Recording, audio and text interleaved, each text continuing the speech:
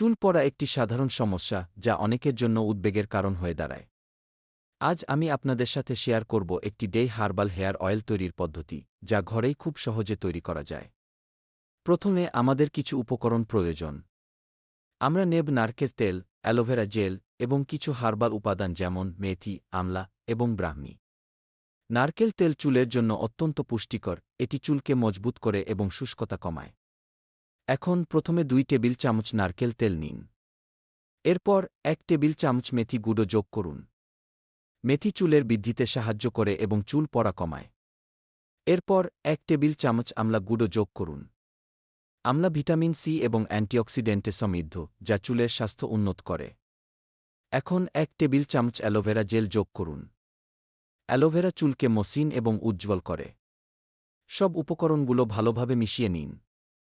যদি মিশ্রণটি খুব ঘন হয় তাহলে একটু নারকেল তেল যোগ করতে পারেন।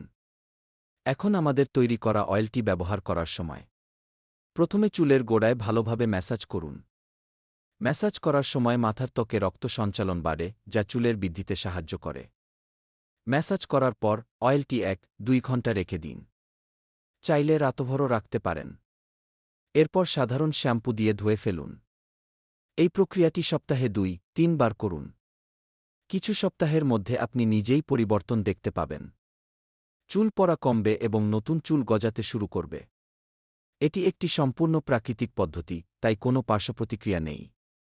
আপনার চুলের স্বাস্থ্য ও সৌন্দর্য বাড়াতে এই ডে হার্বাল হেয়ার অয়েলটি সত্যিই কার্যকর। এখনই চেষ্টা করুন এবং আপনার অভিজ্ঞতা শেয়ার করুন।